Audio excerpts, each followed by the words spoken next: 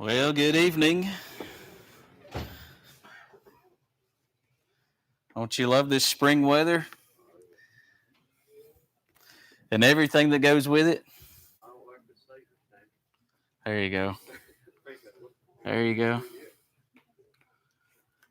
I enjoy being outside and it's not too hot. It's perfect for me, except the pollen gets pretty bad. Then we all can't breathe.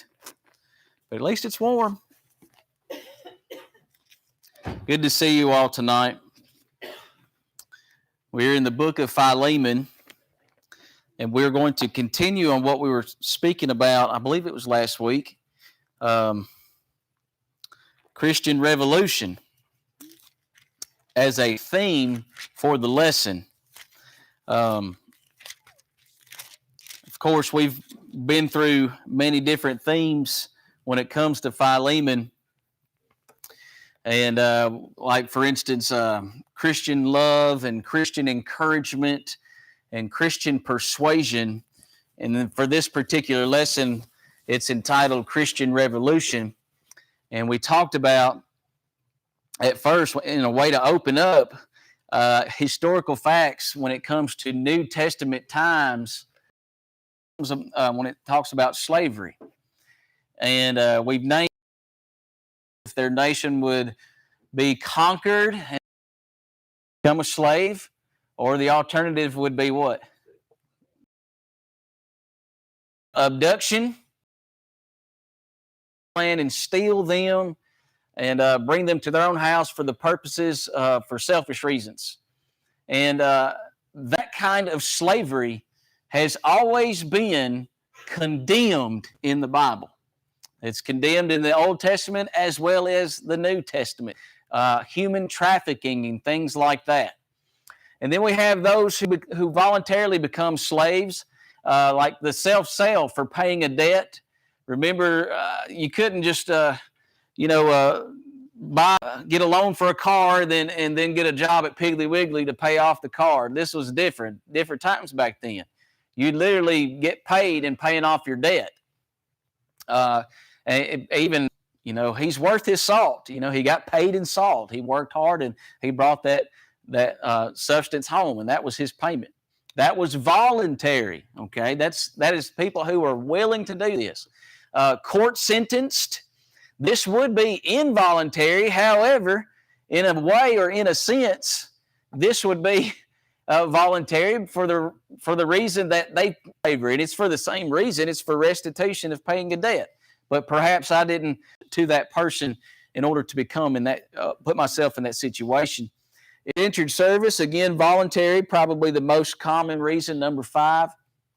It's one where someone would contract themselves to a household, and this is for benefits. I mean, food, shelter, water, economic status, protection. They wanted those things, and so they voluntarily put them. You have to understand, in those days, in the Roman times, this is where you have the opportunity for self-advancement. You put yourself in this service, you get promoted and you get promoted and you get promoted. You work your way out of this. And then perhaps you may have your own servants. But this is a welcome opportunity. In fact, they preferred this rather than being a peasant. Of a child, no. And it's very, very cruel, of course, and there's no way at all. A blessing for those babies that were found, though. They were turned into what we would call slaves. Would be I don't necessarily like that term, but they would have the protection, they would have the benefits, they would have all these things, and so they would find these abandoned children and bring them into their household. They would be servants. And then also, finally, number 7, there are children who were born into slavery, probably the biggest reason why there were slaves back then. In this case, when you're born into that household, if you remember it, why do we need to know this? What benefits are there for you and me to know this list? Miss Betty? That's right. because we have critics out there who are critical of God, who are critical of the Bible, and says God is an evil God because he condones slavery. And of course, when they say slavery, what are they actually thinking about? Yeah, they're thinking about the dark past of the United States, where we were guilty. I say we, generally speaking. I wasn't guilty. You weren't guilty. Obviously, we weren't living back then. But as a nation, they were guilty of stripping people away from their families and away from their homeland to have servants here. All right, that's condoned in the scriptures. It is condemned. If you want to know where those scriptures are, I'll give them to you if you want to write them down. Deuteronomy 24:7 and 1 Timothy 1:10. Deuteronomy 24:7 and 1 Timothy 1:10, where it talks about being men stealers, human traffickers. It's condemned in.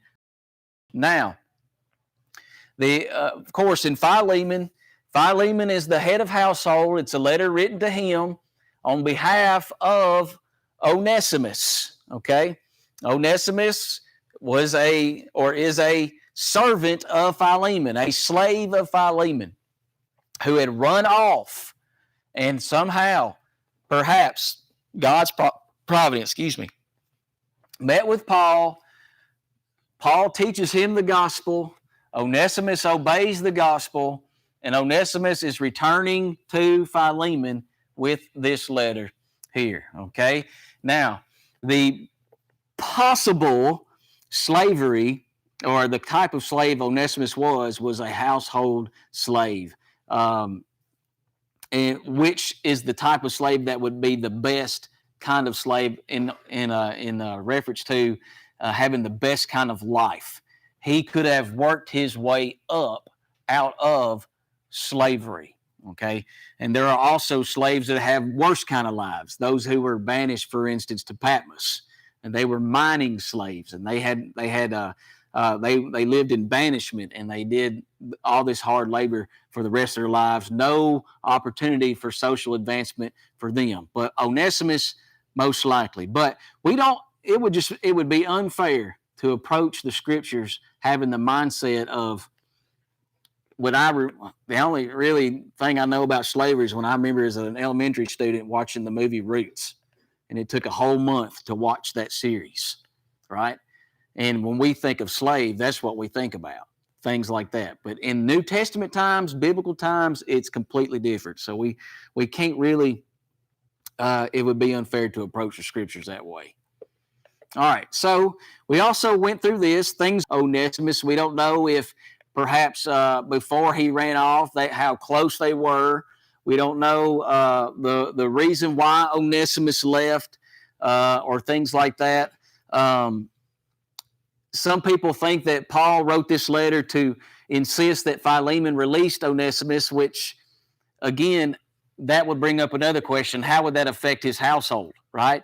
If Paul was saying, you must release Onesimus from slavery, well, how's that going to affect the rest of the servants in Philemon's household? Well, if you come back and they know that Onesimus is now a Christian, and because he's a Christian, Paul says, all right, he's a Christian now, you have to release him. How do you think the other slaves would feel about that? Would there be, hey, if I become a right?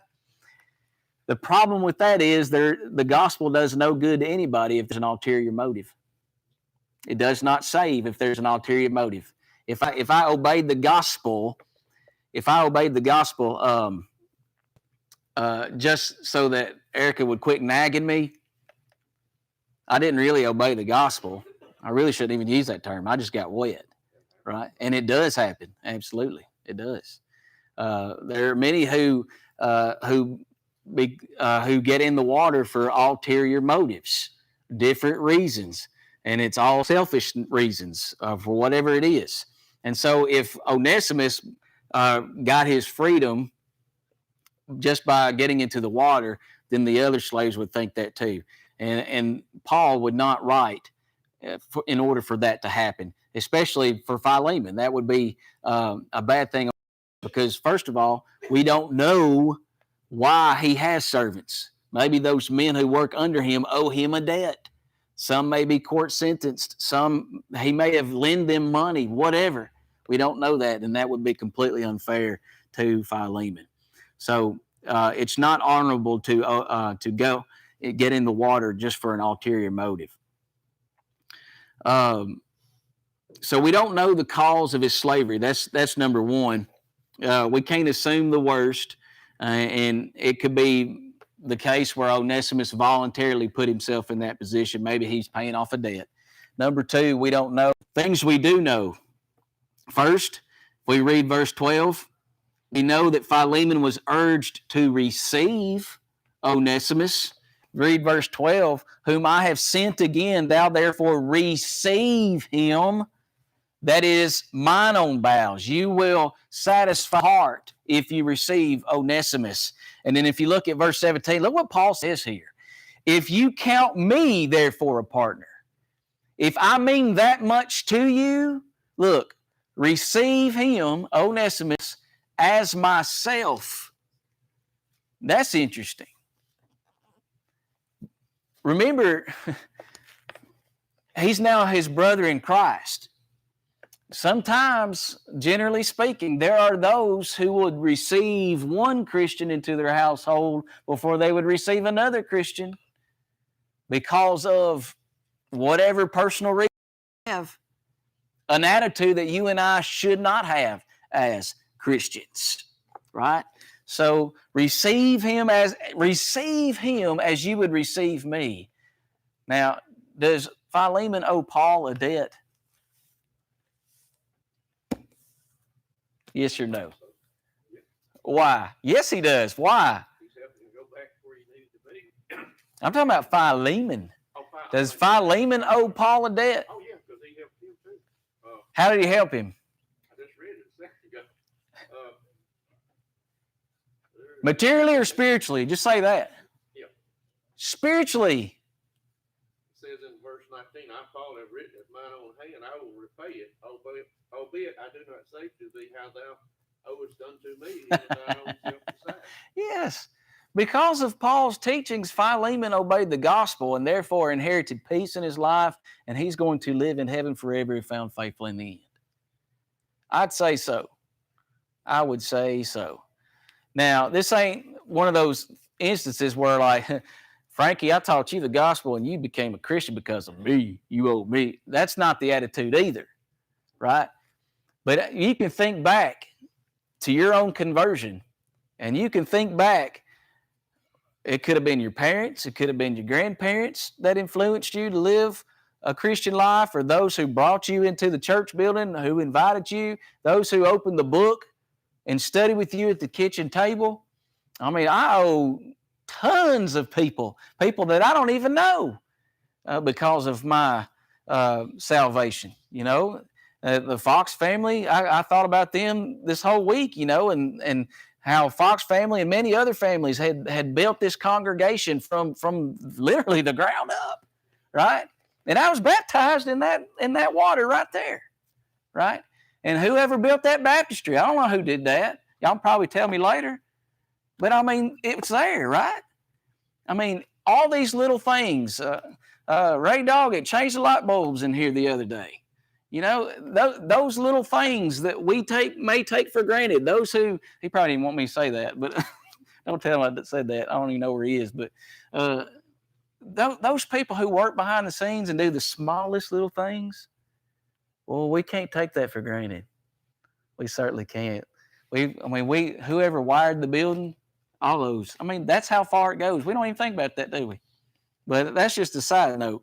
But yes, so Philemon was urged to receive Onesimus as if he would receive Paul. So he was urged to receive Onesimus. Number two, Philemon might have Onesimus forever. Read verse 15. And this is where we kind of stopped last week. Time again. But 15. Now, for perhaps he therefore departed for a season. Why? That you should receive him. How long? Forever. Oh, that verse. That verse right there has so much. Now, first of all, I want you to look at the words for perhaps. Hinting at what? When you hear the word perhaps, and especially in the scriptures, when someone's inspired to write down perhaps, what do you think that's hinting at?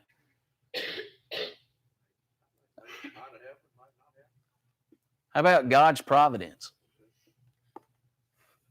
God's providence. But yeah, y'all are right too. Now, everything that happens in this world is not good. We know that. You know, the disaster that happened last week, and the coronavirus. Don't get started. But all these things, right? They're not good. Wicked things. People are receiving unjust sentences. People are treated unfairly. There's evil being done in this world. Everything is not good. And when bad things happen, it's important to remember that God is not the author. Okay? Let me say that one more time. When bad things happen, God is not the author. It does not come from him. It never has come from him.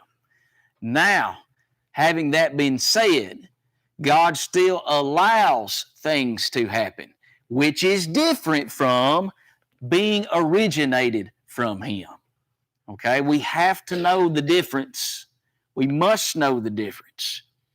So, here's the thing about God's providence, though. Just maybe, for perhaps, it was God's providence. Now, remember, he said it, Paul said it, and I'm saying it. Maybe. It may have been God's providence for Onesimus to run away. For perhaps. Maybe for this absolute reason here, to convert Onesimus. Maybe to enrich Philemon's faith. Now, throughout this letter, he tells Philemon he's a beloved brother. He notices the love he has for all saints, but perhaps something that God knows that no one else could know, that Philemon's faith needed to grow a little bit stronger for perhaps this. Now, we must remember this about God's providence, okay? Because there are many, many different teachings and thinkings and whatnot on this, all right? Remember that Paul was inspired when he wrote Philemon. And he wrote, what are those first two words in 15? For perhaps. So we need to be careful when we say, I know it was God's providence. Because if we say, I know, then we know more than the inspired Apostle Paul. When he was inspired to say, for perhaps. Okay? So we have to be careful with that. Here's what we know about providence. We know that it exists, and we know that it works. That's all we need to know about it. We know that God's providence exists, and we know that it is working and it continues to work. But we cannot know one instant of time with absolute certainty that it is God's providence. We can't know that. But we know that it exists, and we know that it is working. So instead of saying, I know, we might need to say, perhaps. And there's nothing wrong with that. Nothing wrong with that whatsoever. Remember the book of Esther. Is God even mentioned in that book? He's not. He's not. But his fingerprints are all over it. In fact, let's go to Esther 4:14 real quick.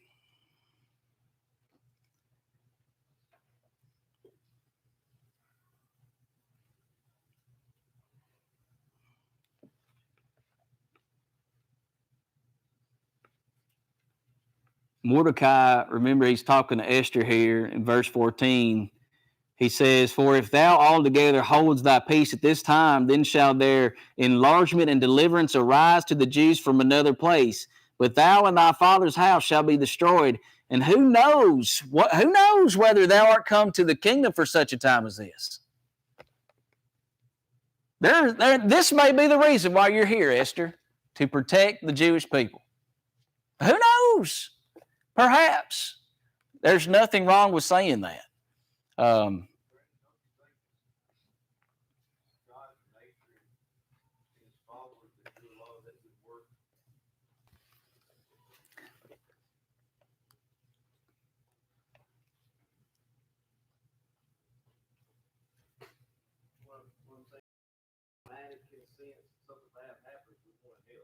Yeah.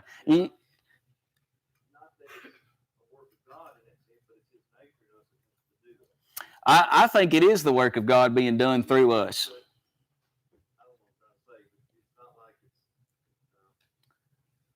We have something instilled in us that wants to, that wants to help. Absolutely, for sure. And, like we talked about Sunday night in my devotional after the singing night, that the Lord's church is the light is shining because of this. Now, we're not celebrating the tornadoes. No, sir, absolutely not. But did you see how many people are stepping up that are in the Lord's church and helping out? Who gets the glory for that? Us or God? God does. That's exactly right. Absolutely. That's the power of the gospel right there. It's his teachings and our knowledge of his teachings that instill us to do that. That is exactly right. Absolutely. All right. So now, perhaps, maybe it was God's providence that for Onesimus to run away. Because, look at the good that happened. It's not good that he ran away because it affected Philemon. It stole from him. But God pulled something good out of that situation. That's how God is amazing. He's amazing in so many ways, but that's what he does. He pulls out the good when things happen that are evil. Okay? So Onesimus becomes a Christian, and Philemon's faith grows much stronger, and he gains a brother forever. Okay. Number 3, we know that they maintain an earthly relationship. And so for those to say Paul must free Onesimus, they don't free Onesimus. He may not even want that, right? There's a better life under his roof. He may want to be right there. And his life could turn into a complete disaster if he's free. We can't say that. But look at verse 16. For perhaps he therefore departed for a season that thou shouldest receive him forever, not now as a servant, but what? Above a servant, a brother beloved, specially to me, but how much more unto thee, both in the flesh, there's your earthly relationship right there, and in the Lord, there's your spiritual relationship right there. He now comes to you. They maintain an earthly relationship. He's much more than a servant to you. Now, can you imagine if Philemon's trying to do the Lord's work, he now has a servant under his belt coming back home who is now a beloved brother? He's much more profitable now, not just to do your chores, but also to do the Lord's work. Yeah, that's much more profitable. Those of us know that. Those of us who are maybe at Fairview, maybe there's something that we do, and we know that when we share the load, when we work together, that the work of the Lord is much easier and much more edifying and encouraging than when 1 or 2 people do it. Tell me that's not true. Of course it is. Man, I get so encouraged when we host a meal after a funeral service. It puts so much joy in my heart to see the people stepping up and serving. It makes this work that much more pleasurable. And then you look out and you see all your brothers and sisters in Christ, and we all have the same goal. We don't want to just sit here and glean from the Word ourselves, but we also want to tell others about it. and we're here together. Can you imagine if all that had to be put on one person's shoulders? He'd quit. He'd quit. I can't do this by myself. That's what he would say. But we have a family, a servitude toward Christ in that. Any other comments? We're almost done with this second point, but I didn't intend on it to take this long. Plus, the announcement took forever too. But anything else that we've learned tonight about Onesimus? Do you feel a little bit better about biblical slavery than what you felt before? Perhaps you're edified in that way. I know that I am. When I heard Cliff Goodwin teach that lesson, I'm like, you know what? I never even thought of it that way. As soon as I saw the word slavery, I kind of felt uncomfortable.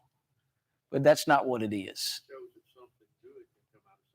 Oh yeah, and listen, this letter here brings it out more than anything else.